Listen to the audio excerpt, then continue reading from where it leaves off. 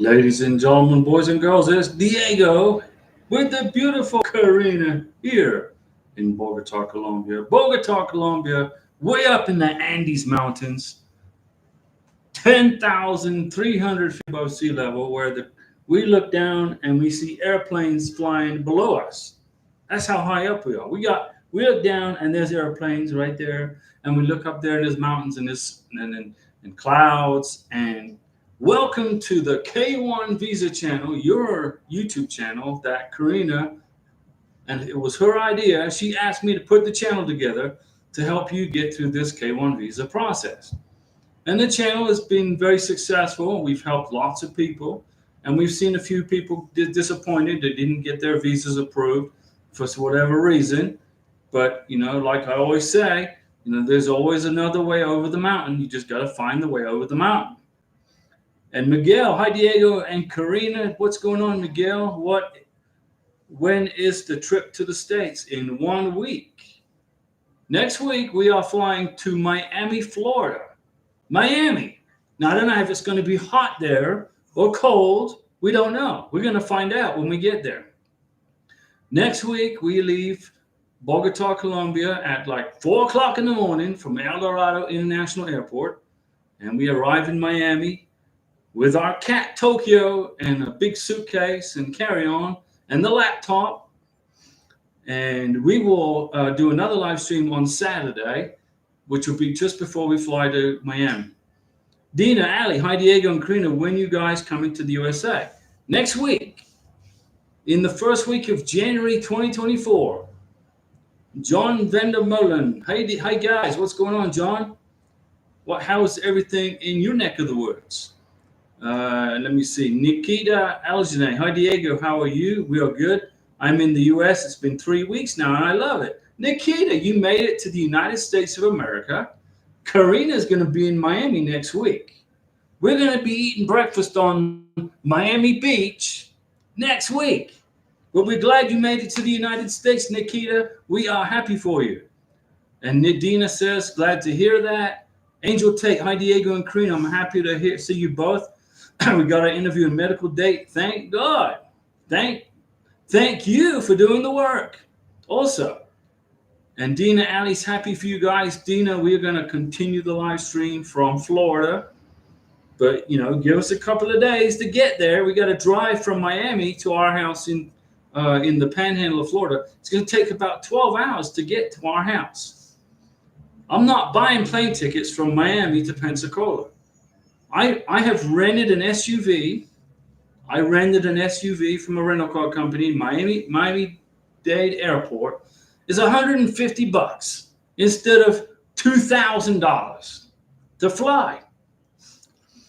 And Tessius Lynn's World, hi Diego and Karina, what's going on? Tessius Lynn's World, Jeniella James, hi Diego, Jeniella, what's going on? How are you? And John Vandermolen, our interview went really good, but they gave us a letter requesting a certified hard copy of my divorce decree. Everything else was okay. Now, John, I've been trying to explain to people for the last year on this channel, your channel, this belongs to you guys. When you go to your visa interview, if you have been divorced in the past, you must bring a certified copy of your divorce decree to the visa interview. Not a Xerox copy, not a PDF email copy, an original certified copy that has been stamped by the clerk of the court or somebody in authority.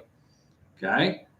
Before I flew to Colombia, I went to the courthouse in Santa Rosa County. I said, I need a copy of my divorce decree.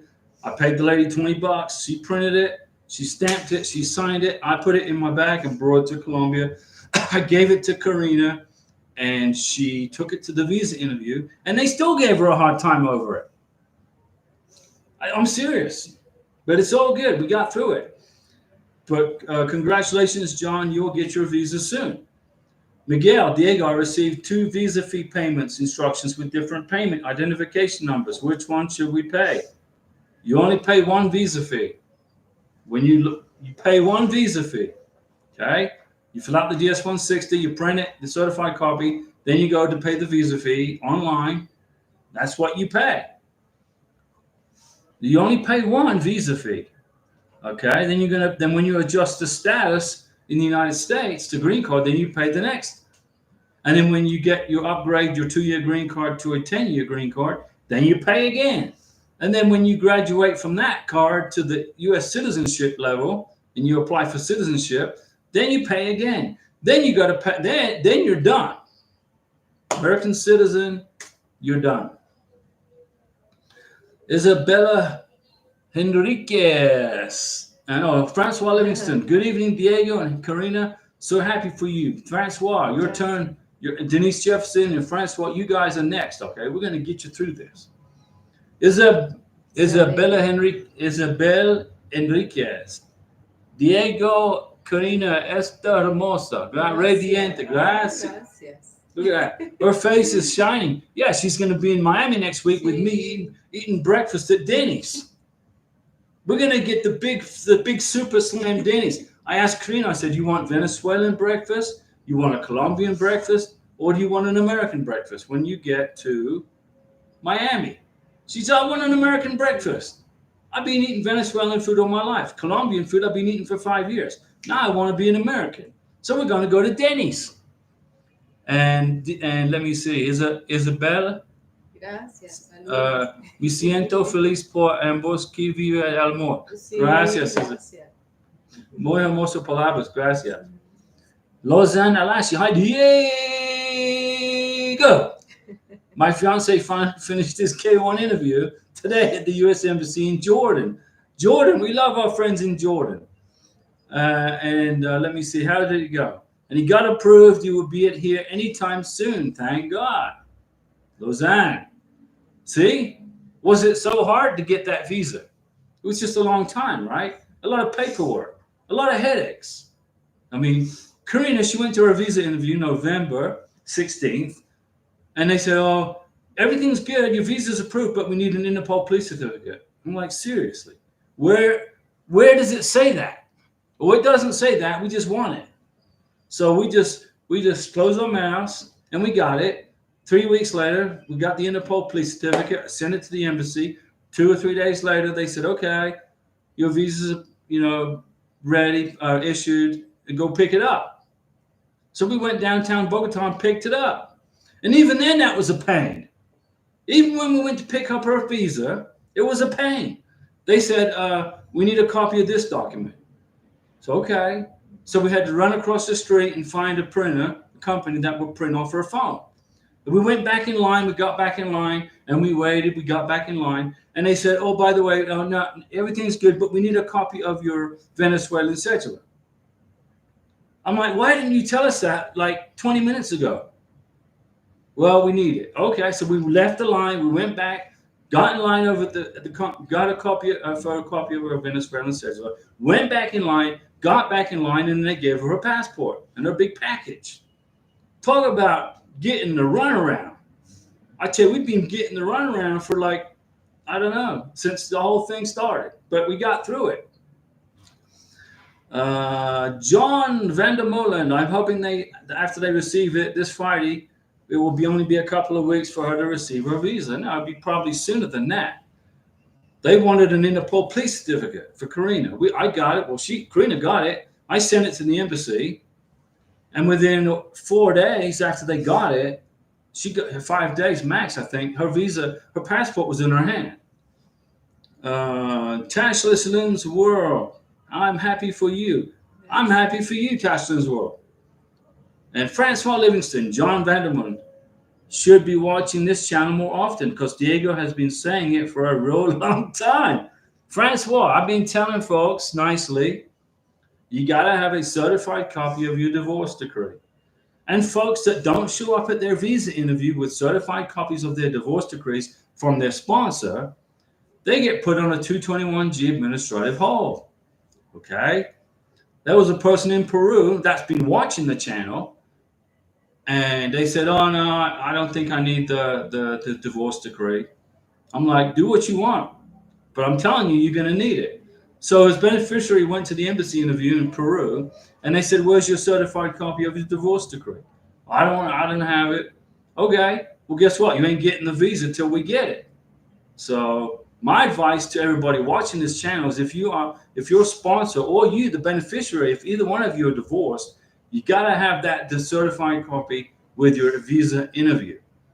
Got to have it. Immigration want to see that you are legally and free and able to marry. Remember, when you wrote the letter of intent to get married, you wrote a letter of intent to get married, both of you. You said within 90 days, I promise to marry whoever and I am legally free and able to get married. Well, you got to prove it, right? John Vandermolen. Yes, that's what I sent them. It was my mistake. No, it's okay. You get John. You good? I gave her a photocopy, but it's all good now. Yeah, photocopy isn't going to work. They won't accept a photocopy of the I-134. They won't accept a photocopy of divorce decrees. It's no big deal, John. You got it. Lozan Alashi, how does the adjustment of status process work and how long does it take?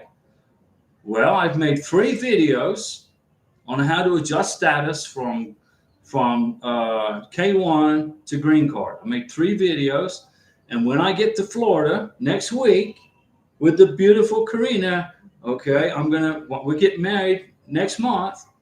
I will make another video on how to adjust status, but more in depth and more detailed, so that you guys can watch it and don't make any mistakes when you file for your green card.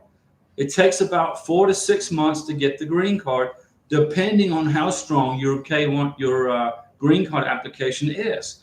When you apply for the green card, okay, you're applying for a 2-year conditional green card. Unless you are married longer than 2 years, then you get a 10-year green card. But everybody on this channel is watching as a K1 visa applicant. When you apply for the green card, you get a 2-year conditional green card. After 2 years, you got to prove you guys are still together. 90 days before your 2-year conditional green card expires, you have to apply for the 10-year green card. But to get to that point, you got to adjust status. Okay? Now the mandatory forms that you must have, for adjustment of status is your marriage license or marriage certificate showing you got married, the form I-94 that says you entered the United States legally and had a face-to-face chit-chat with a Border Patrol officer. That's mandatory. You got to have your last year's tax return and W-2s, 1099s, and the tax transcript. Mandatory. You also have to tell the immigration officer on form I-485 and how much money did you make in 2022, 2021, 2023. 3 years worth. But you don't have to provide the tax transcripts, only the last year's. And I can go on, okay? But I'll make a video on how to adjust status again. Julian Allo. Hello, Diego. How are you doing? We're good. This is Julian, Congolese, staying in Uganda, in Kampala, Uganda. Okay. That's a beautiful part of the country. So it's probably about 2 o'clock in the morning there, right? You're up early. My case was approved. Okay, good. Last 18th of December. Okay. NOA 1, 2nd of March. NOA 2, 18 December 2023. So your NOA 1 was March of 2023, and your NOA 2 was December. So that's 9 months from NOA 1 to NOA 2. That's great.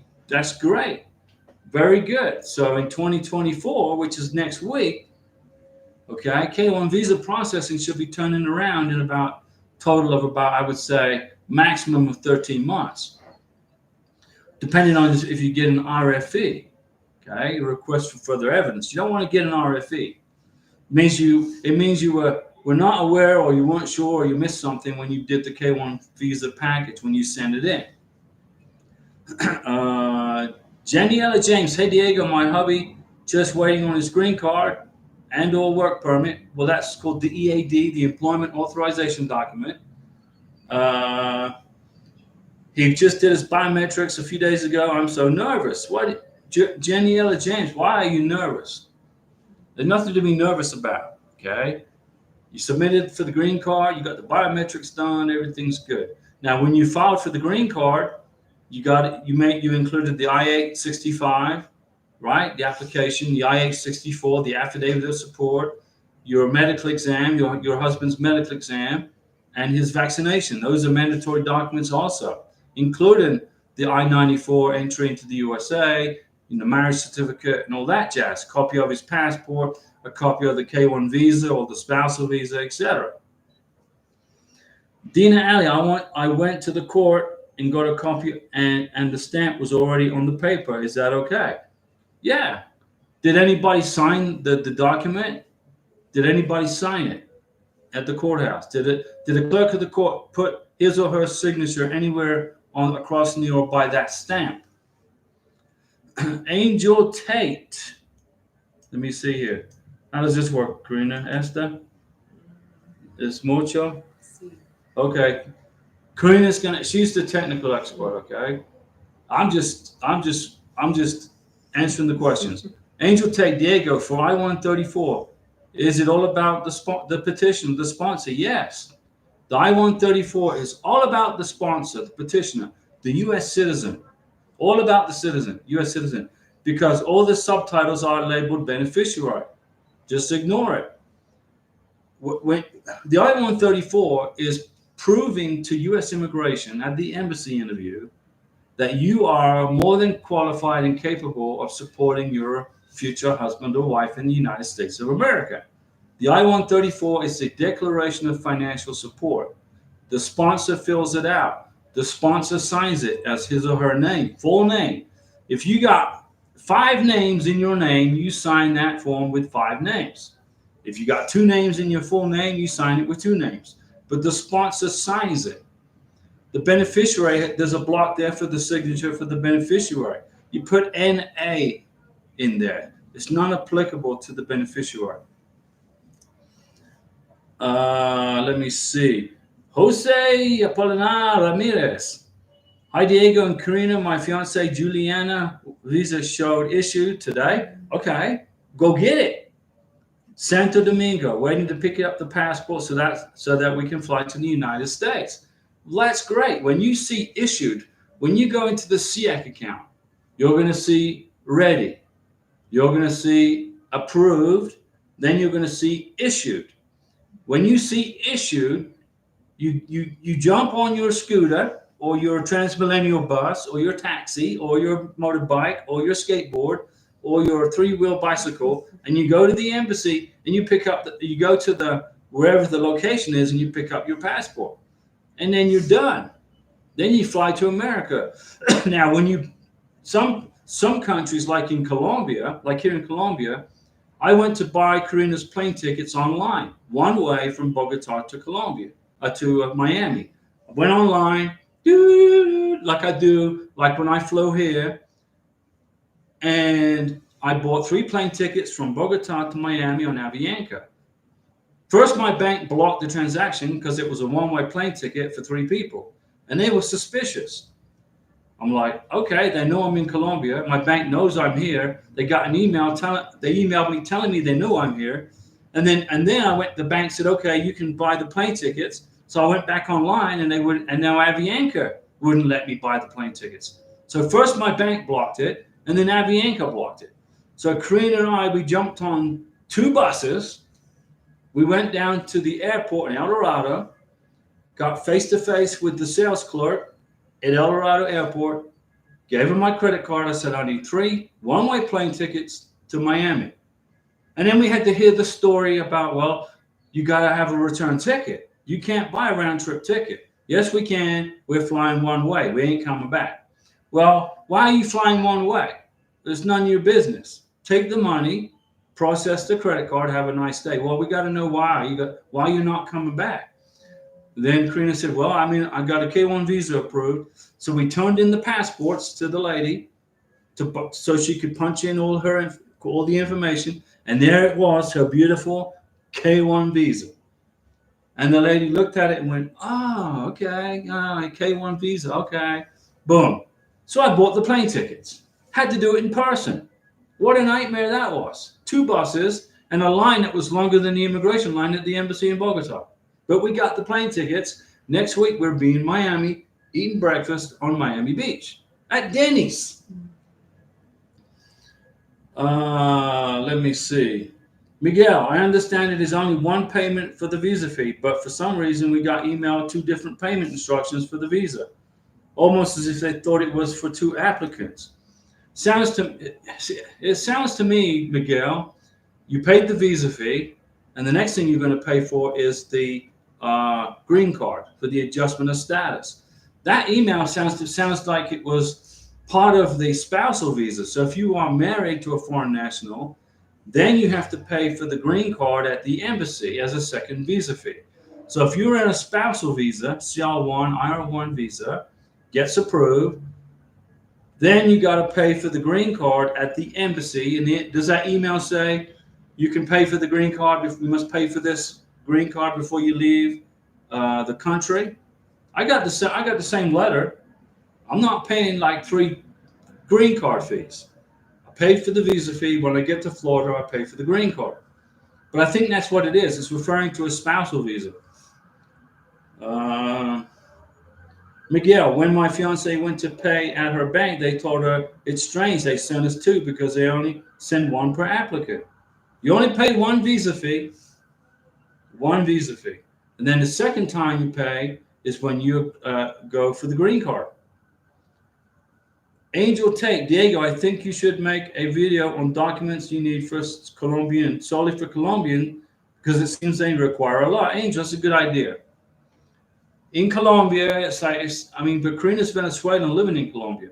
If Karina was not living here, if she was here on vacation and got her visa interview done, because Venezuela is a communist country, and then the dictatorship there basically has driven 3/4 of the country out of to other places, she wouldn't have had to get the Interpol certificate. But I'll make a video. I could do that. But let us get to Florida first, okay? It's hard for me to make a good video here in Bogotá. I don't have all of my equipment. I don't have all the stuff I need.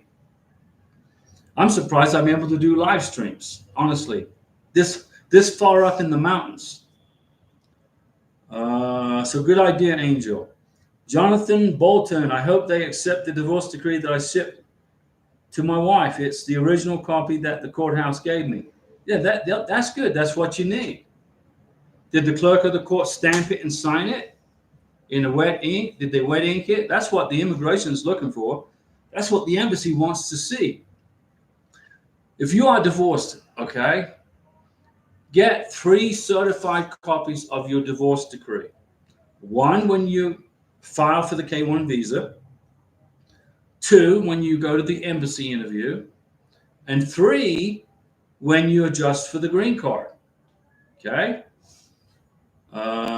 Francois Livingstone. Let me see, I got a page down here.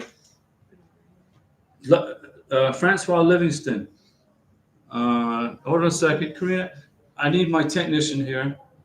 Francois Livingston, Diego and Karina, I am going to the courthouse tomorrow after work and get 2 copies like you suggested. Wish me luck, because I sincerely dislike being in the courthouse. Reminds me of my divorce nightmare. Hey, you and me both.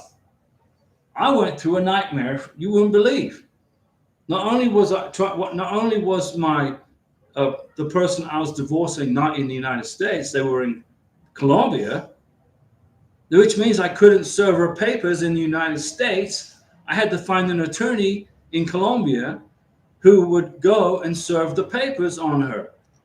It was a nightmare. And then I'm at the courthouse in Florida, and they're saying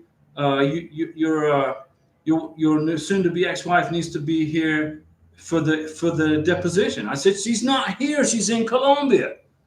Well, then they said, well, we're going to have to figure out a way. I said, well, that's not my problem.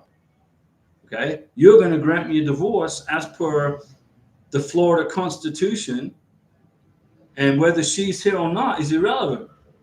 It's going to happen. So then we did I had to set up a Skype with the judge because of COVID. And the judge says, where's your soon-to-be ex-wife? I said, she's in Colombia. Why isn't she on the Skype? She didn't want to be on the Skype. She's in Colombia. Okay, you're divorced. Have a nice day. Thank you very much. It was a nightmare. But thank goodness Karina went through this. She was there right there with me. She was there right through the whole thing. Francois, luckily the courthouse is open till 5 p.m. and I am out at 3. Yeah, get 2 copies, Francois. One for the embassy interview and one for the green card application. Then you got it done. Then you don't have to go back there. Janiela James, Tashalin, congrats when he landed. We got married in a month. We then put paperwork together, got him his social security number, got him a state ID, put things together. So we're just waiting on USCIS. Yeah. Now you're just waiting it out. Julian ALO, how long can we wait from NOA2 to MVC? And MVC to embassy. NOA2 to MVC is 2 to 3 months. MVC to embassy is about 2 to 3 months. Depends on how busy the embassy is.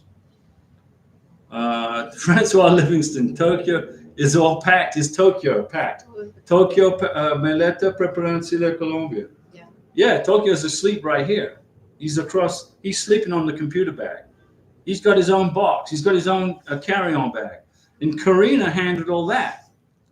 You know, we're buying the plane tickets in Avianca and El Dorado, Bogotá, and they said, you got to bring in a cat. Yeah. How big's the cat? And Karina's like, well, how big's the carry-on bag? It was like Karina handled it. Tokyo's flying to Miami. Let's see. Don't want to miss anybody's question. Dina, Ali, yes, it was there. Also the signature. Okay. Whoop slap. Welcome.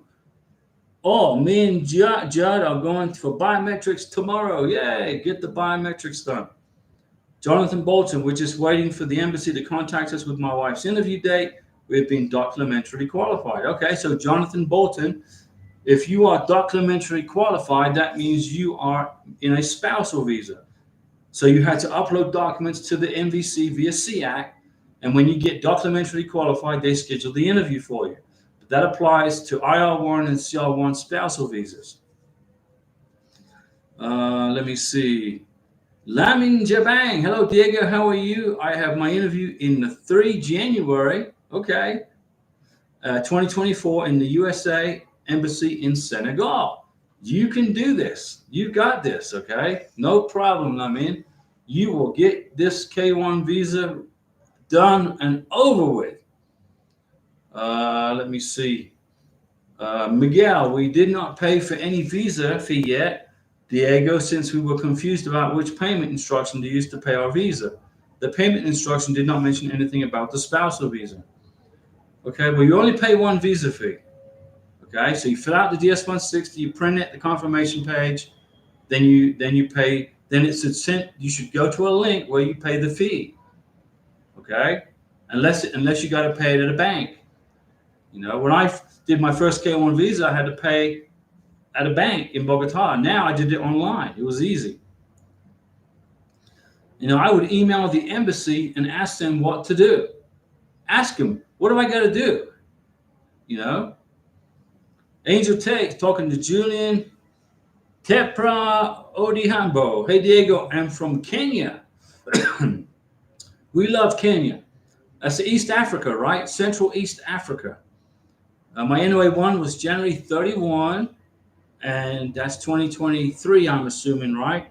And NOA2 was the 7th of December. So that was a quick turnaround. We're waiting on welcome letter. They told us 2 to 4 weeks. That's about right.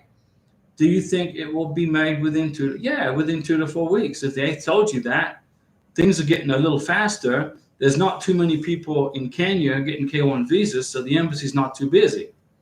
All right. Angel Take, Diego, once my fiance is in America, how will we go about renewing his visa? You don't. The visa ends. The K1 visa terminates the second your beneficiary steps off the plane and lands on American soil. The K1 visa no longer exists, okay? It's gone. It's terminated. It's a one-way visa. What you do next is you apply for the green card, okay? You got it? So, Angel, when your fiance gets to the United States, you do not renew the visa at all. It will expire towards the end of next year. You got to, okay. So you got your K1 visa in your passport, right? You open up your passport. There's the K1 visa. There's the expiration date. You got to use that visa before that expires. If you wait beyond that visa, if you don't use that K1 visa and it expires, you will not be allowed to enter the United States. So you got to enter the United States on the K1 visa, right? You got 6 months from the medical date, the day you have your medical exam. You got 6 months to use the K1 visa. If you got a K2 and the kid is going to finish out school, the K2 visa is good for 12 months. So you don't renew visas. Once your fiance is in America, you get married and you apply for the green card. No more visas, okay? GNS, wow, Diego, that is some. Yes, you went through. My God bless you, and you soon be with your soon-to-be wife, Karina. Karina, next month, okay, we're getting married on the beach. Next month, it's going to be cold, but it's okay. Then we're going to go eat at our favorite. Well, she hasn't eaten there yet. Karina's never been to America, but we're going to eat at our Mexican restaurant in our town where we're going to be living. And we'll make a video of the wedding just for you guys. It was a lot of whatever you want to call it. It was bad, but we got through it. Not only did we get through it, we're helping you guys get through it too, right? So we're kind of like a little family of K1 visas getting through this process. Let me see. K Messenger. Greetings, Karina and Diego. Hope all is well. We're good, K Messenger. We hope everything is well in Mexico. Where you are. You're in Mexico. In a town I can't pronounce. Angel Tate. I meant to say renew my passport. What do you mean? Angel Tate, what do you mean? If your beneficiary's passport expires in the United States, you got to renew it at the embassy for that country. Okay? Now, in the United States of America, we don't have a Venezuelan embassy or a Venezuelan consulate because we don't like the communist dictator of Venezuela. Well, most Americans don't like him. So Karina will not be able to renew her passport. She'll just become an American and get an American passport. But if your passport's going to expire, if you're like from the Philippines or from a country that's very warm-hearted and actually gets along with other people in the world, you go to the Philippine embassy in the United States and you can renew it there, or the South Korean embassy or the French embassy or whatever. Okay, just like if my passport expired while I'm in Colombia, I would go to the Colombian embassy, the U.S. embassy in Bogotá, and say, hey, I need a new passport. Okay, boom. Marcel, MP, Diego, and Karina, Merry Christmas. We say Merry Christmas on this channel.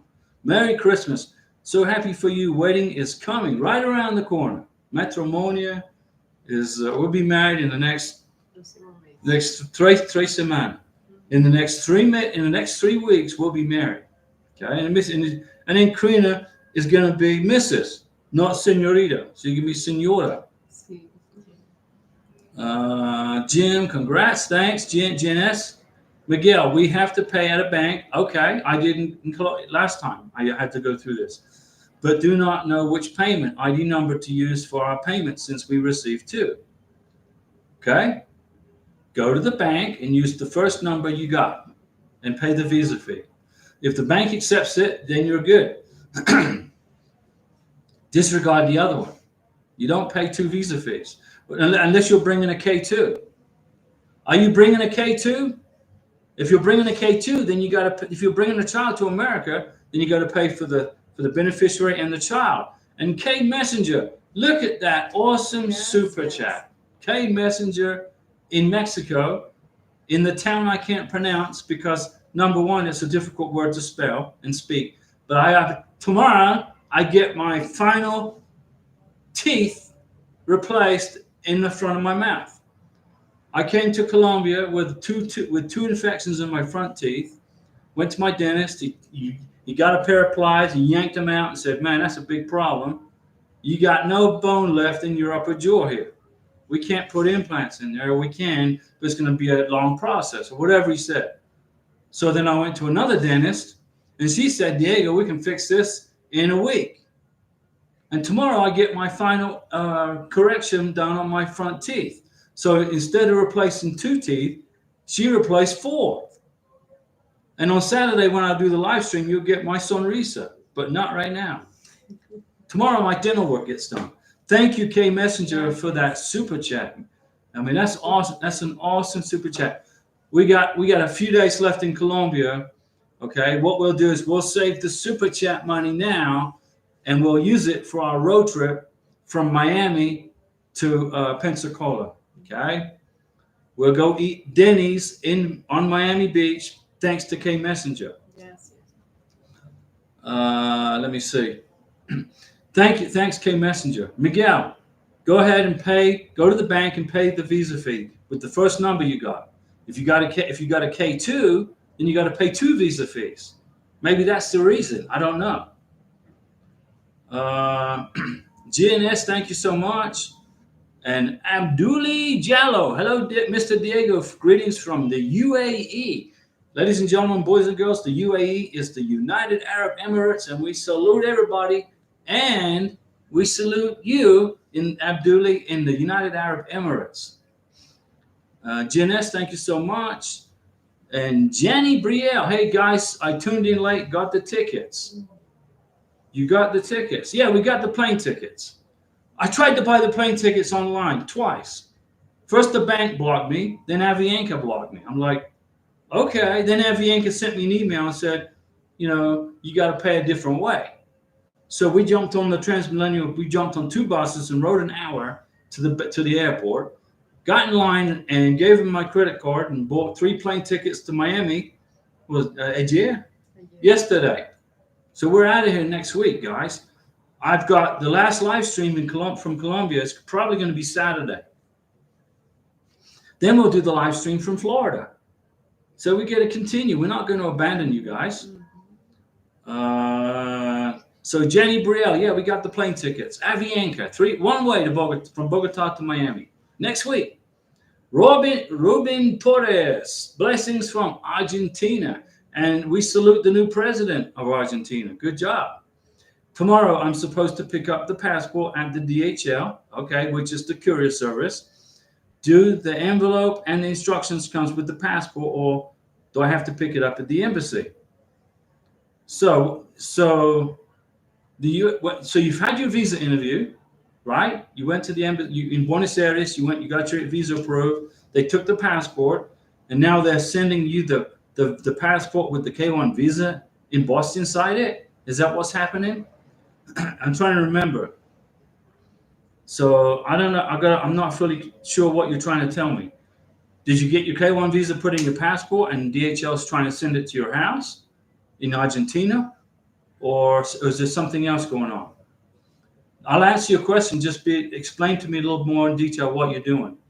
Miguel, what if we use the wrong payment ID to pay our visa fee and we do not have a K2?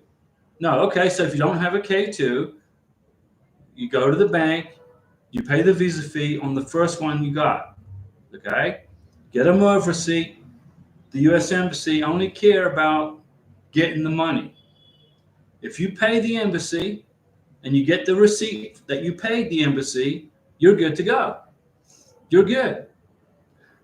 Getting a second visa fee is an error on the embassy part, unless you got a K2.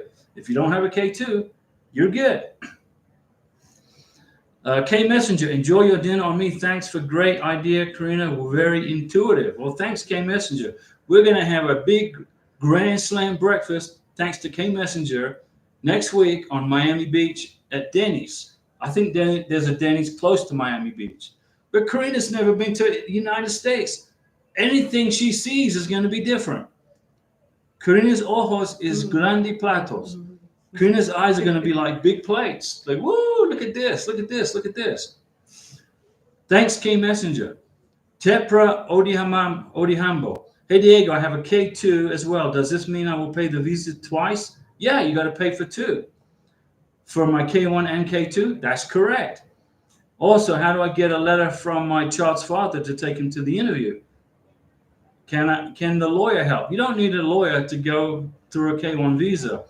But if you are separated, if you're divorced from your husband, okay, apparently it looks like he's going to have to give permission for the child to leave the country. Then an attorney or a judge is going to have to sign off on that letter, okay? Unless the person has died and went to heaven, then you got to get a apostille document and a certified apostille document of this death certificate. So I'm not sure how this is going to apply, but if you have a K1 and a K2, you got to fill out a DS-160 for the K1. You got to fill out a DS-160 for the K2. You got to pay a visa fee for the K1. You got to pay a visa fee for the K2. Okay? You got to have two I-134s, one for the K1, one for the K2. You got it? But a judge is going to have to sign off on a letter giving the child permission to leave the country. That's how it works in South America. South America, Central America, if you're divorced, then a judge and the father of the child or the mother of the child has to give permission for the other parent to leave the country with the child. And you do that with a judge's letter and a letter from the ex-wife or the ex-husband. Miguel, go ahead and pay that visa fee with the first number you got. Print the MERV receipt, and then you're covered. Let me see. Can a lawyer help? You don't need a lawyer, Tepra or Dihambo, but you're probably going to need a judge to sign off on the letter to leave, so the child can leave the country. Okay? You don't know where her father is. We never got married, and I've been raising her alone. I wonder if a lawyer can help me get a letter. Okay, so you don't know where the father is, and you never got married. Whose last name is on the birth certificate of the child? Your last name or the father's last name? Whose last name is on that birth certificate? Tepra, is it your last name or is it the father's last name? I need to know the answer to that question, then I can help you. Ruben Torres, how and when I get the envelope? You're talking about the DHL courier. Well, if, whatever address you told them to ship it to.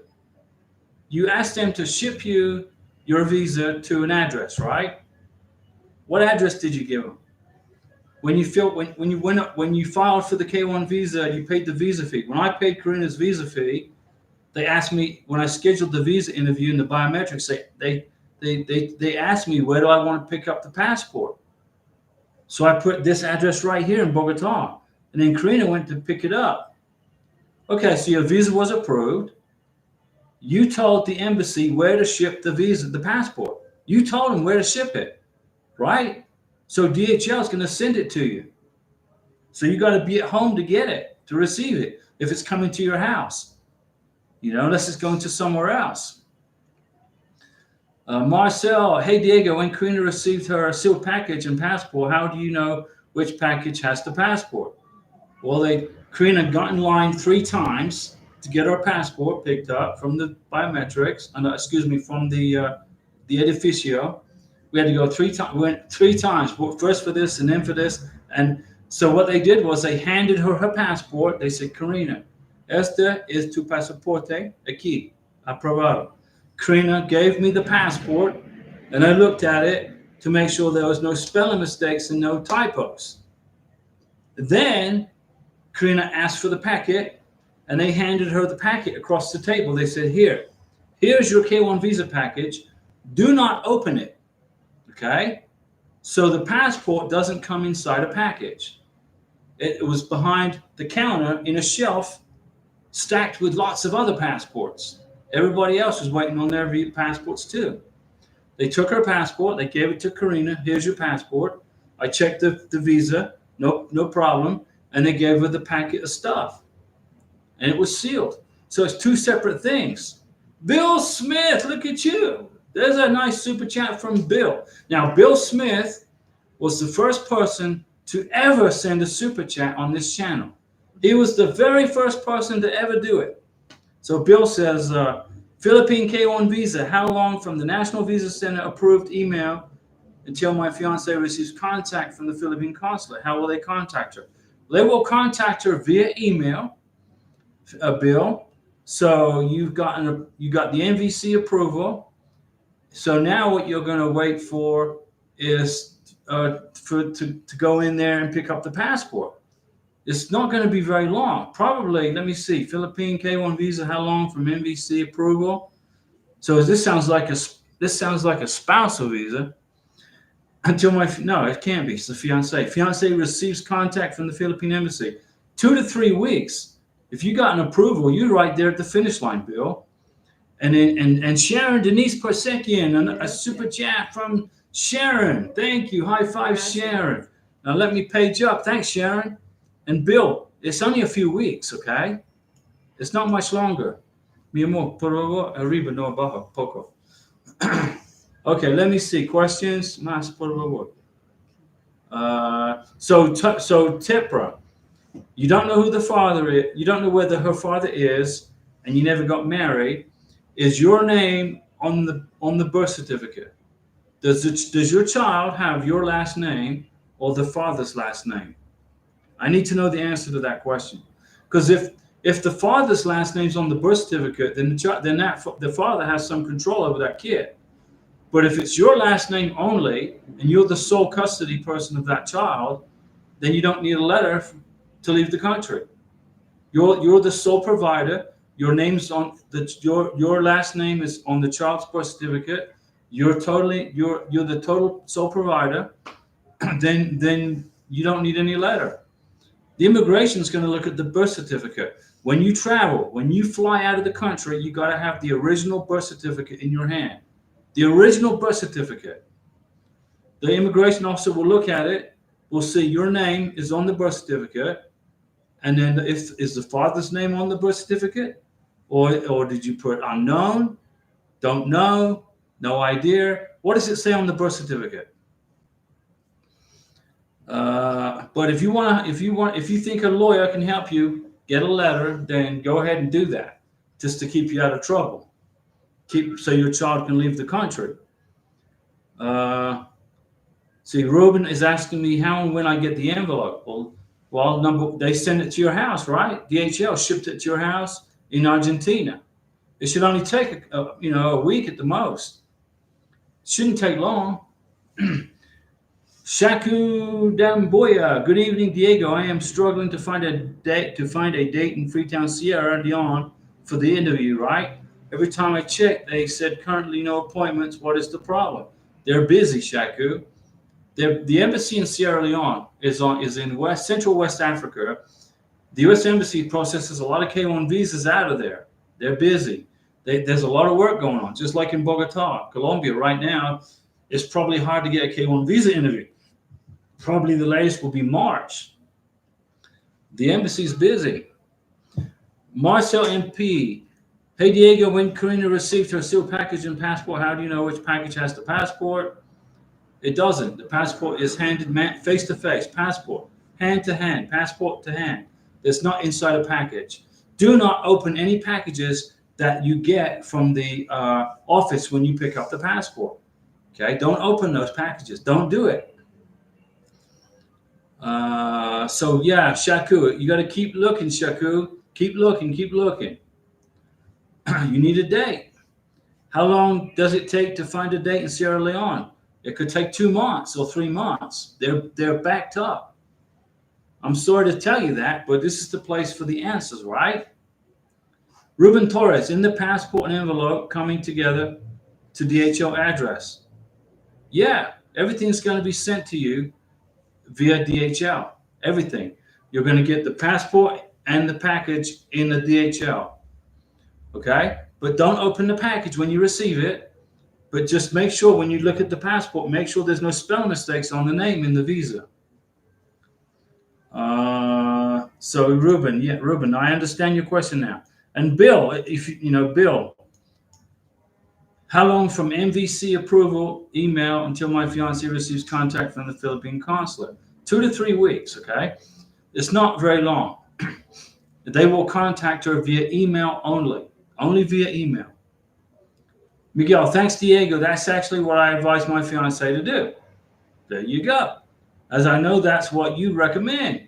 Well, there you go. Well, thanks for understanding that I know this process like the back of my hand, guys. I'm not an immigration attorney. I don't work for immigration or USCIS. I don't give you any legal advice, guys. Nothing, nada. But I've been through this process twice, and December of this year makes 9 years. 9 years of absolute misery, I guess you call it, that I've been doing this. This is my 9th year. And next week, we're going to be in Miami eating at Denny's, thanks to that beautiful super chat from K Messenger. And then Bill and Sharon super chat. We're going to use that. We're going to eat that. We'll have lunch probably in Tampa on our way up north. So, but she just wanted to be sure. No problem, Miguel. It's always good to double check. Okay. Like, I don't give you any legal advice. I give you experience. I've been through the school of hard knocks. I've been through 2 K1 visas and a spousal visa, okay, over the last 9 years. And it's not fun. It's not easy, and it's a difficult process. So, I am very glad and honored to be here to help you through it. Because I know when I went through it the first time, I had no clue what I was doing. I had no idea. I got an RFE. I thought everything was canceled. I'm like, I'm having a heart attack. What the heck is this? But now I know how to do this. Thank you, Diego. Marcel MP, no problem. Sharon Denise Persicchio. Hola, Diego and Karina. Sharon, thanks for that. Hola, Sharon. Thank you for that super chat. That's going to be lunch in Tampa. Okay, breakfast in Miami, lunch in Tampa, and dinner probably is going to be, I don't know, Panama City, somewhere around there. Then we're going to get home.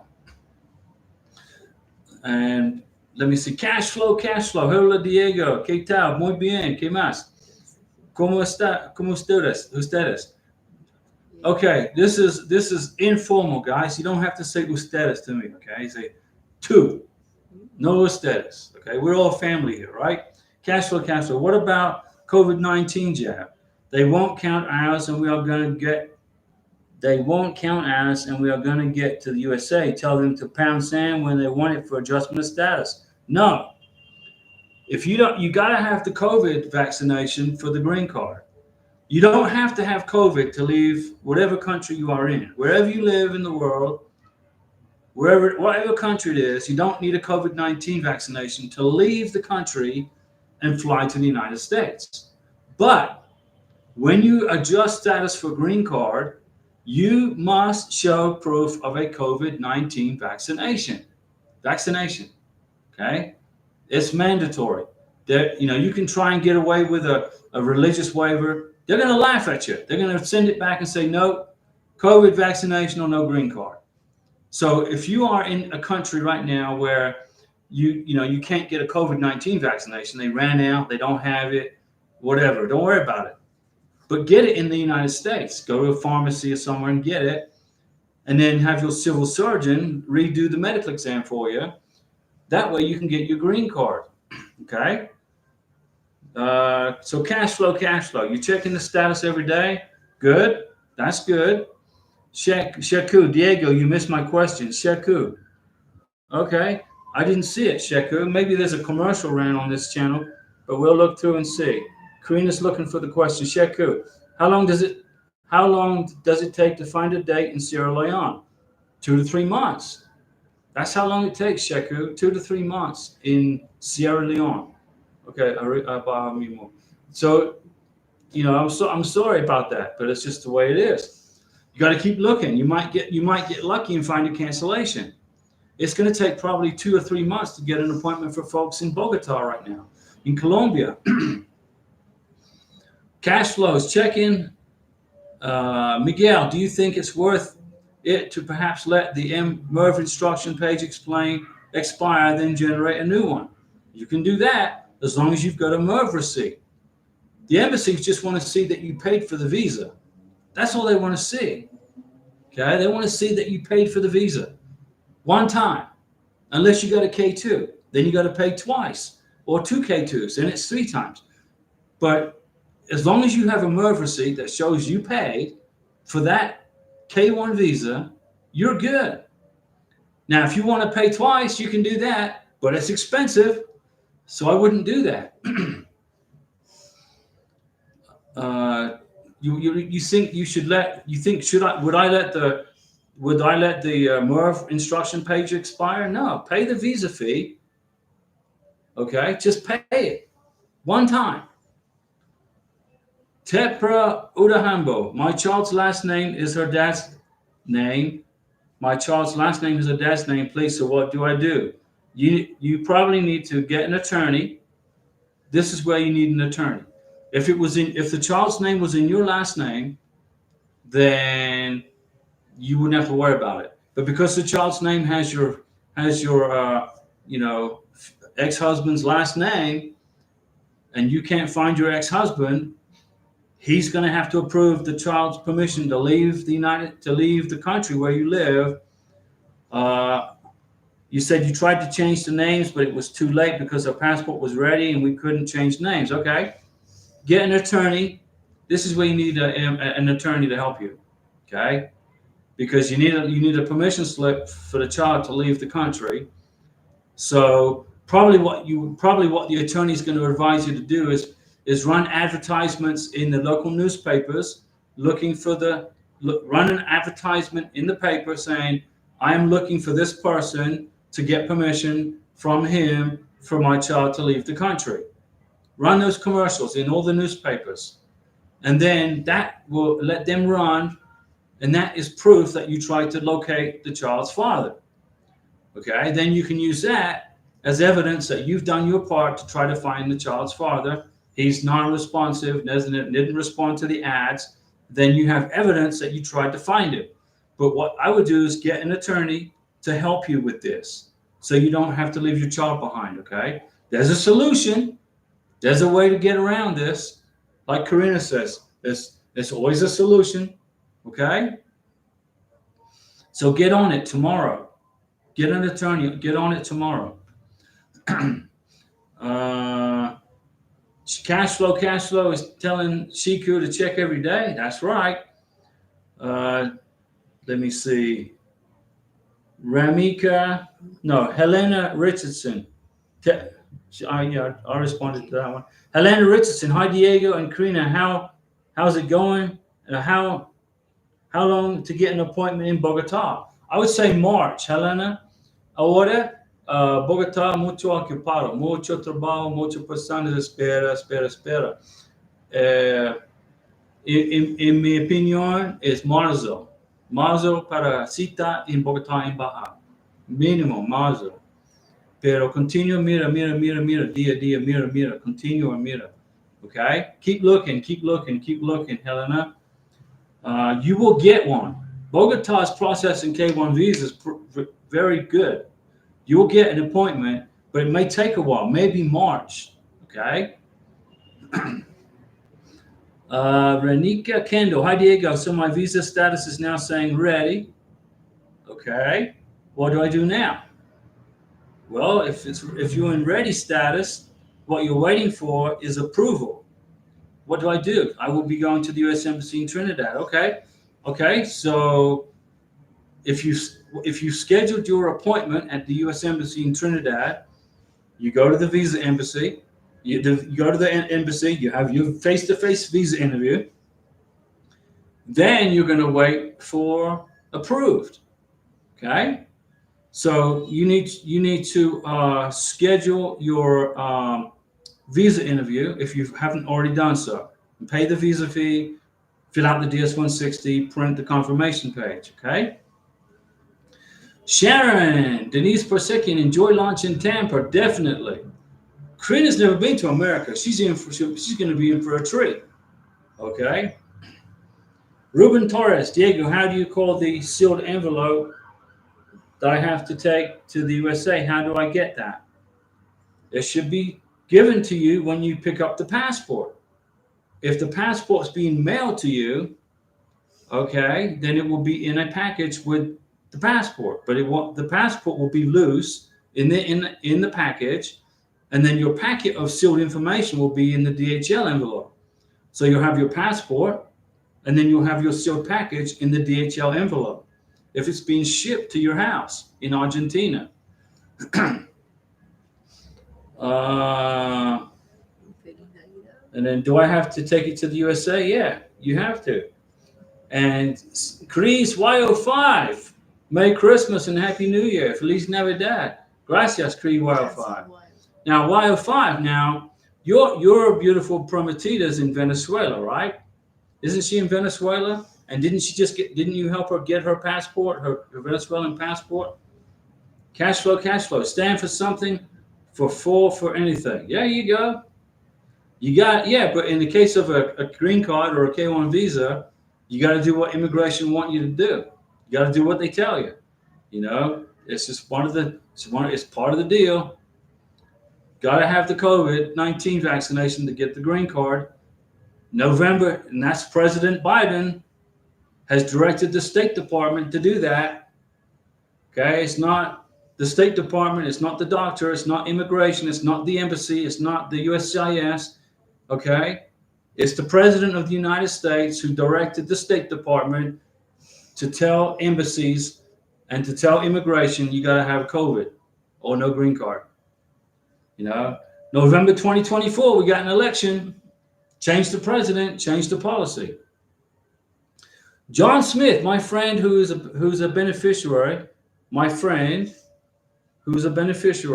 just lost his job for his K1 visa fiance. So the beneficiary, okay, no big deal. Their interview is in 2 weeks. If he doesn't get a new job in time, will he need a co-sponsor? Okay. Who doesn't have the job? The sponsor or the beneficiary? Okay, who doesn't have a job? The sponsor or the beneficiary? If the sponsor doesn't have a job, he needs a job. Okay? But right now it'll probably be too late to get a joint sponsor. It's probably too late to get a joint sponsor. So, you know, just keep going like he's working. And then when he applies for the green card, then you get a joint sponsor for the affidavit of support. But right now it's too late. Go to the visa interview, you know, get the visa approved, get to America, then find a joint sponsor. That's my opinion. You don't have time right now to change anything. Cash flow, Renika, you need your doctor appointment and all your documents prepared for the interview. That's correct. Helena Richardson, gracias. De nada, Helena. ¿Tú entiendes mi español? Es no perfecto, pero yo practico. Cash flow, John, I wouldn't say anything, and they keep looking for a job. That's what I just said, cash flow. Get the K1 visa, get to America, and then process the K1 visa, the green card, with a joint sponsor if needed. Bud Garcia, hello, Diego and Karina from Washington State. What's going on, Bud? And your beneficiary is in beautiful Thailand, right? In Thailand, where my dad lives. Cash flow, Ruben, you can get it after the interview in a week or so. Then you can go to the USA and give it to the immigration when you arrive. That's right. Miguel, so you're saying as long as we pay the visa fee, then it does not matter which of the two MERV instructions we receive. That's correct. That's what I said. Even though they have two different payment IDs. Immigration don't care about two payment IDs. Immigration cares about you paid for the visa. One time. Pay for the visa, print the MERV receipt, and you're done. And ignore the second payment request. Ignore it. I tell you what, that bank is probably going to tell you that's crazy too. Cash flow, it's not that hard, people. Wait a year for them to say they got your packet, then a little while to schedule your interview, do the medical and all that before, then wait a week. Yeah, that's about right. Let me see. Okay, technical expert. Cash flow, let me see. I'll move from the USA before that. Okay, so you're going to give up on the K1 visa because of a COVID vaccination. I understand. That's your prerogative. You know, I don't blame you. I mean, you know, But right now, you got to have it to get a green card. Okay, I don't make the rules. President Biden said you will do this. I mean, you know, change presidents, change the policy. So Y05, yeah, we're still waiting on the actual passport. Okay, it shouldn't take that long. Did she go to pick it up at the office in Caracas in Venezuela? Cash flow should be a week or two after the interview. Rui Willis talking to Tempera and Helena Richardson. Es muy bueno. Gracias, Helena. Gracias. Sí, que no entiendo. Yo hablo español, que no entiendo. And yo feliz. Okay, Helena. Bud Garcia, yes, she is. She is 45 minutes from Bangkok. Okay, very nice. John Smith, what if they ask for a recent pay stub and the sponsor lost his job and doesn't have one since the beginning of December? A month without a pay stub would look bad. No, you just say, I don't have enough. I didn't think about getting a pay stub for December, so I didn't think about it. Why do I need that?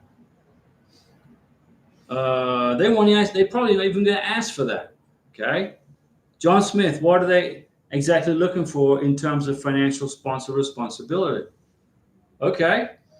What is immigration looking for in terms of financial sponsor responsibility? That, number one, you got to make, I would say, my opinion, $2,000 to $3,000 above the 125% minimum federal income guidelines for the green card going into this K-1 visa process. So if you don't make, let's say, $2,000 to $3,000 above 125% of the minimum income requirements, get a joint sponsor for the embassy interview and also for the green card application. I have seen people apply for their green card and they make $1,000 above the 125%. They are getting RFEs from immigration saying we need a joint sponsor. You don't make enough money. But yes, I do. I make $1,000 above 125%, the minimum. Immigration says we don't care. We want to see more income. Get a joint sponsor. Okay? So if right now for a family of three to get a green card, you got to make $31,075 a year minimum. That's the cutoff. My recommendation is this. If you don't make $35,000 a year, $34,000 to $35,000 a year for a family of four, going into the green card application, get a joint sponsor. Okay, just my opinion from what I've seen as from experience. You know, I've seen multiple RFEs for green cards because income wasn't sufficient and you need a joint sponsor. So there you go. John Smith, I hope that helped you. Let me see. Bud Garcia, MVC said they needed a copy of my approval letter from USCIS because they said they don't have my K-1 packet, but it was approved October 19th. What should I do?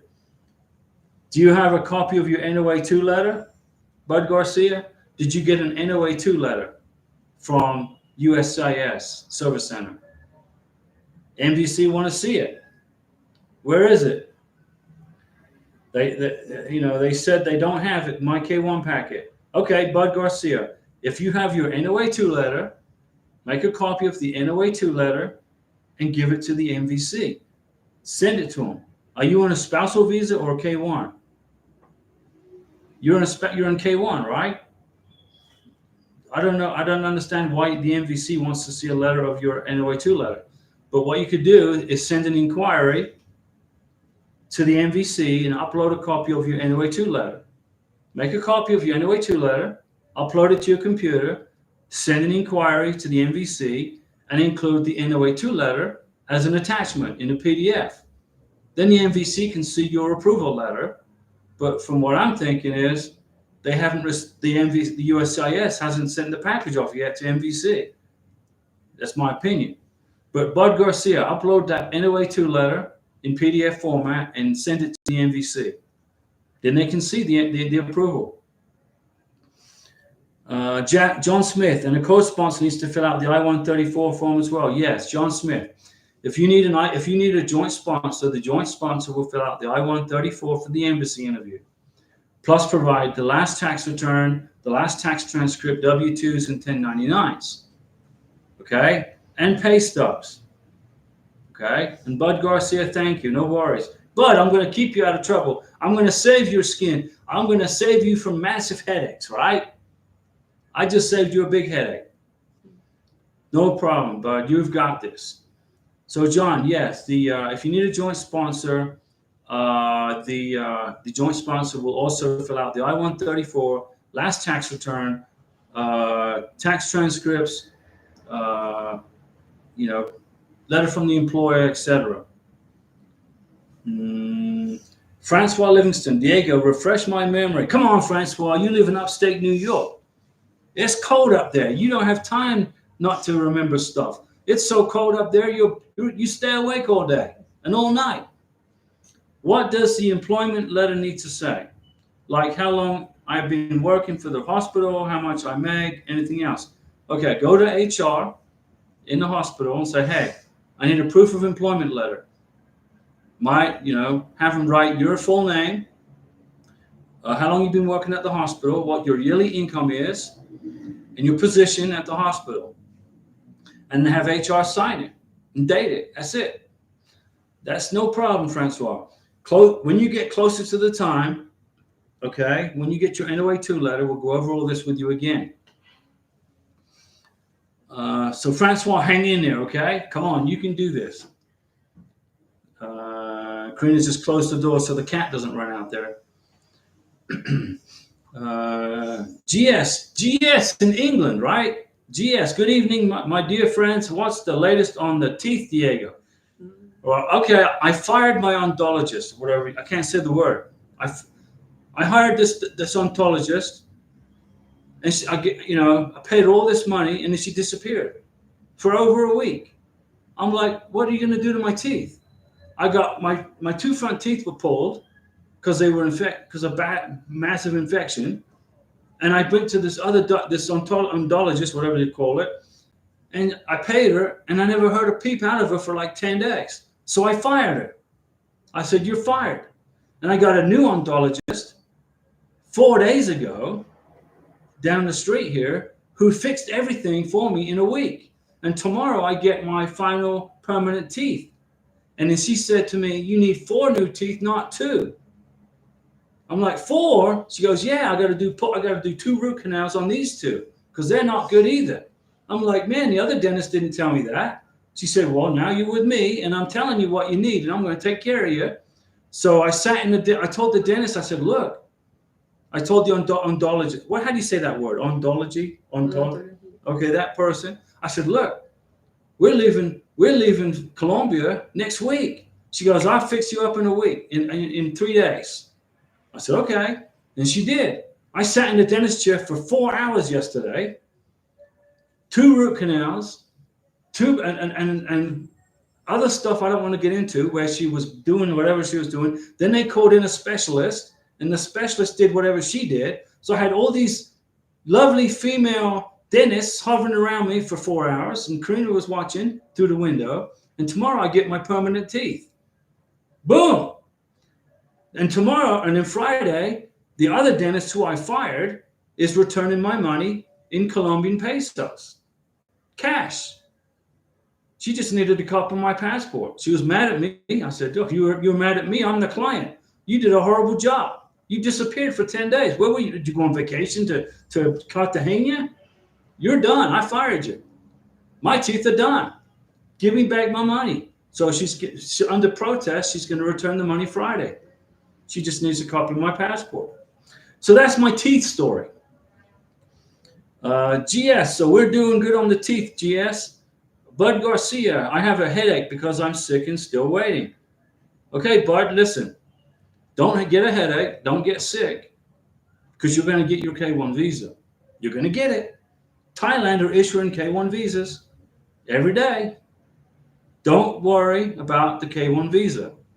The time will pass. Be patient. You're going to get it. Look what happened to Karina. We had to wait almost another month. She went to her visa interview, And they said, we need an Interpol police certificate. I'm like, you all crazy. I thought that, but we did it. So here we are, leaving Colombia in January of 2024 instead of November 2023. Added another month and a half to the process. It is what it is. You've got this, bud, okay? You are going to be fine. John Smith, sorry for all the questions. No, that's why we're here, John. For the joint sponsor, do they need to provide a form of documentation for I-134, i.e. birth certificate? Yes, that's a very good question. The joint sponsor has to prove U.S. citizenship, okay? When the joint sponsor fills out the I-134, he or she will put the social security number on that I-134. But you got to get a copy of either the joint sponsor's birth certificate or U.S. passport biographic page, naturalization certificate, or green card if it's a 10-year permanent residency. You can be a 10-year green card holder and be a joint sponsor also. So you got to get a copy of the green card, 10-year residency, the biographic page of the passport, the birth certificate, or the naturalization certificate, or the certificate of birth abroad. Okay? Then that has to be accompanied with the joint sponsor's financial paperwork. You got it, John? GS, Diego, my fiance wants to marry me in England, then fly back home to the USA alone. Is that a bad arrangement? He tells me I will be green card moment and join him in the USA. So you're going to go, you can do that. He can marry you in England. There's no problem with that. But you're going to have to go through a spousal visa, not a K1. A spousal visa is a pain in the tush. Okay? It's like eating a jar of pickled onions, one after the other, without a break. It's not fun. The spousal visa is difficult. You're not difficult. The paperwork's basically the same, but you got to go through a nightmare of uploading documents to the National Visa Center to get documentally qualified. A K1 visa is so much easier to do. You fill out the paperwork, you mail it to Dallas. Dallas sends it to California or Texas or Nebraska or wherever. They send it to the NVC. They send it to the embassy. You get your visa in less than a year now, probably, and fly to America and get married. It's so much easier. K1 visa is so much easier to do. My opinion, yes. I've been through both, okay? I went through the spousal visa. It was a nightmare. I couldn't stand the process. The process sucked. But the K1 is easy. Bud Garcia. So when are you and your soon-to-be wife coming to the United States? Next week. In the next week, we'll be in Florida. Now, I say next week. I don't give a specific day because we're talking about airline companies. We could be at the airport and the airline says, well, we got mechanical problems. We can't find a pilot. The crew has been flying more than 16 hours. So we got to find a new pilot. So we got to reschedule your flight. So I'm not going to say the day because the day could change. You know what we're dealing with here, right? Airline companies, whether it's whatever, Delta, American, Avianca, Copa, Wingo, doesn't matter. Planes break down, pilots get tired, things change. So when we land in Miami, you guys are going to know about it. GS, glad you are dentally cared for. Yeah, the dentist here, my dentist who yanked the teeth out, okay, great, the doctor was fantastic. Took care of me, saved me from a massive problem, okay? But he referred me to an odontologist who was a total waste of space. Okay, I don't know what planet she was living on, but she sure took the money quickly, and then she disappeared for 10 days. So I fired her, so I terminated her. Okay, she's fired, done. Got a new dentist, odontologist. She took care of me within 4 days, 3 to 4 days total. Tomorrow's the completion. Okay, I told her, I said, my tourist visa in Colombia expires. Karina's got her K1 visa that's got 6 months on it, and we're flying to Miami next week. Can you fix my teeth? She goes, sit down in the chair right here. No appointment. Sit in the chair. I sat there for 4.5 hours. Boom. One specialist, an odontologist, and a dentist, and 2 other helpers. And they took care of me. And then obviously it was very painful doing 2 root canals in one day in 20 minutes, but I didn't care. And Friday, Viernes, I get 4 new front teeth permanently replaced into my gum. So I went to the dentist. I said, hey, my dentist told me, he said, hey, your teeth are fine. It's the gums that have got to come out. And I give credit to Rodney Dangerfield for that. No, Tommy Cooper. Tommy Cooper said that. Tommy Cooper. GS, do you remember Tommy Cooper in England? Tommy Cooper, he would make those jokes. He said he cracked some really good jokes. Renika Kendall, just to follow up to my earlier question, will the U.S. Embassy in Trinidad contact me to let me know the next steps, or do I go ahead and pay the fee and fill out the DS-160 in medical? You should have got a packet 3, packet 4 email from the embassy telling you that they're ready for you to start the process. But if you have ready status in Trinidad, and if they let you do the DS-160, if they let you pay the visa fee, and if they let you schedule the interview, go ahead and get it knocked out. Every embassy around the world do things differently. Okay, like Dubai is different from Colombia. Colombia is different from Thailand. Try and get started with the process. If Trinidad will let you do it, if you got ready status, try and go forward with the process until you get blocked. They may say you can't, but they may let you. Bud Garcia, since I have to send my NOA2, when does my time start with the MVC, or has it started? If you are in a K1 visa and you've communicated with the MVC, there's no time limit. Okay, your NOA2 letter doesn't expire until you get to the visa interview. So you're good on the NOA2 letter is good as long as you've been communicating with the MVC and they've been responding back to you.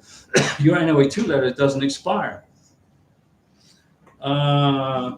GS, okay, I hear you. Thank you. Does Karina plan to gain U.S. citizenship? Yes. Karina in futuro is Americana. Pasaporte is azul. She's going to get a blue American passport. Giving up her birth citizenship? No, she's going to keep Venezuelan citizenship. She'll have a Venezuelan passport and an American passport.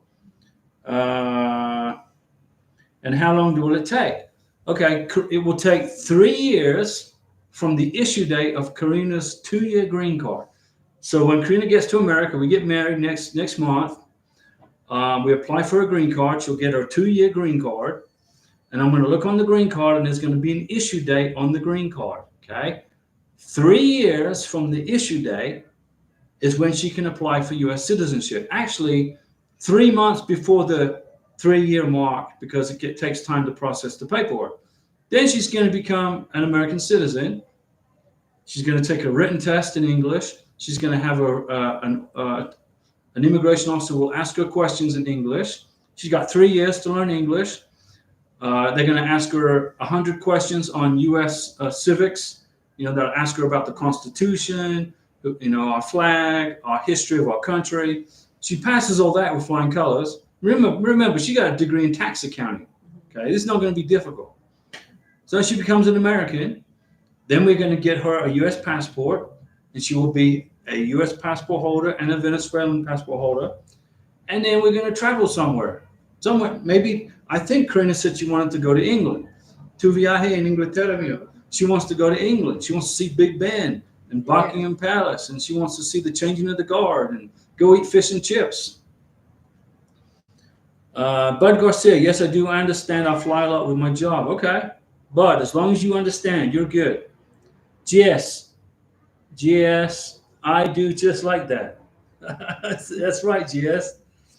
GS, I love pickled onions. When I was on vacation in England in 1996, went there for a month. And I was eating fish and chips, pickled onions, haddock and chips, cod chips. I ate everything but I didn't like the pickled eggs. But everything, Jaffa cakes, lemon curd. I was stuffing my face. Helena Richardson, can a Dutch Can a Dutch have brought passport, US and Dutch? Yeah, Helena. If you have a Dutch passport, okay, and you want to become an American citizen, you can have a US passport too. You have a Dutch passport and an American passport. The United States government doesn't make you give up your other country a citizenship. You have dual citizenship. Okay? So that's it, guys. I've been talking for 1 hour, 25 minutes. Sharon Denise Pasekian, how does an American apply for dual citizenship? Okay, let's take me for example. Okay? I lived in Colombia now for almost 2 years, back and forth, 10 months, 11 months, 5 months. But it has to be continuous. So if I want to become a Colombian citizen, I got to live in Colombia for 5 years, okay, on an M visa, which is like, they just changed the name of it, okay? It's an M visa. After 5 years, I can apply for Colombian citizenship. I got to be able to speak Spanish fluently. I got to have a test on on Colombian history in Spanish. I got to prove my residency for 5 years, got to prove residency, rent receipts, etc. Then I can apply for Colombian citizenship. But I don't want to do that. I'm American. I live in America. Karina is going to be Mrs. Diego next month. She's going to become an American, and we're going to go from there. Okay, great, says Helena. Yeah, Helena, no problem.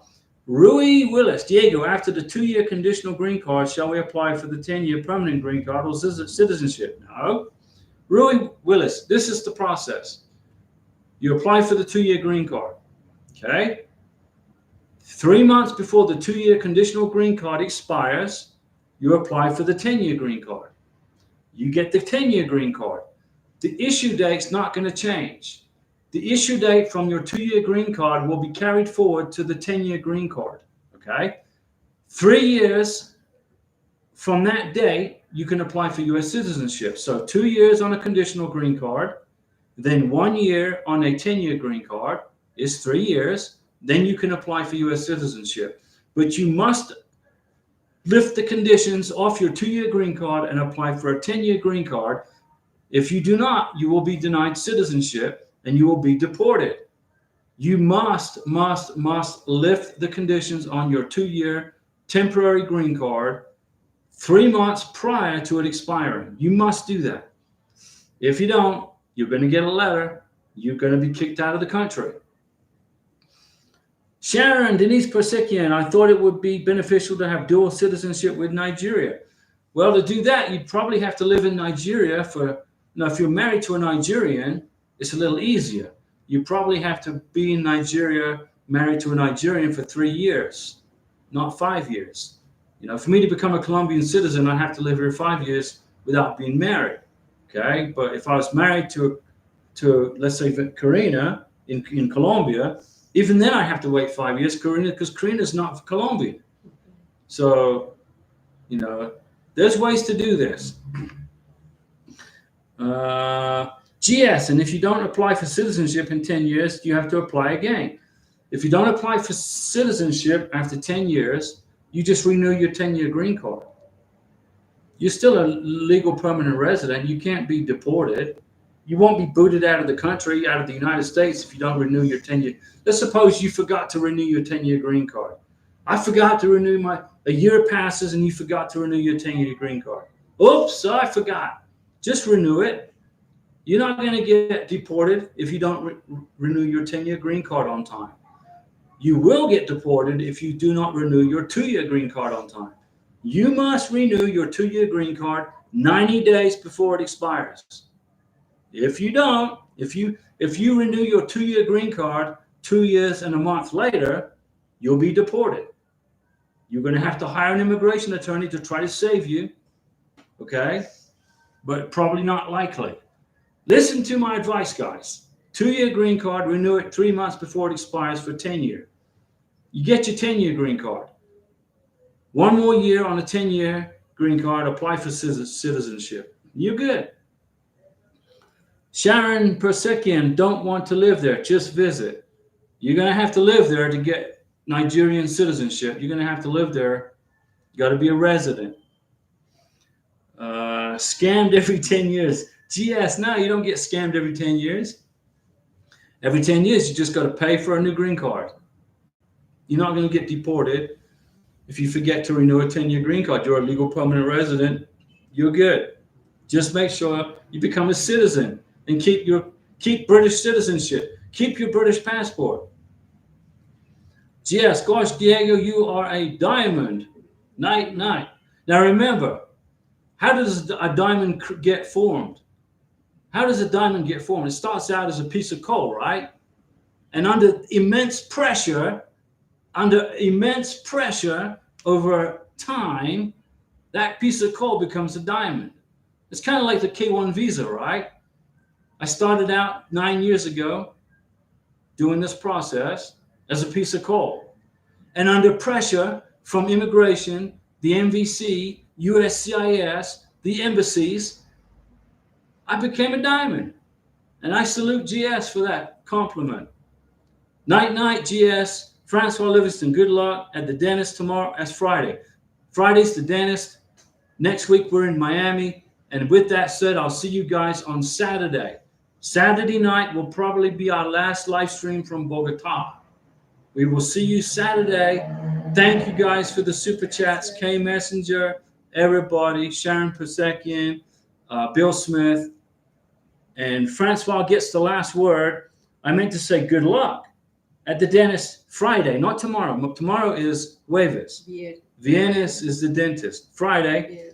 And we'll see you in Carina Saturday night before you fly back home. Welcome to the USA. Buenas Estados Unidos. GS, we'll see you later. Go eat some Jaffa cakes for me.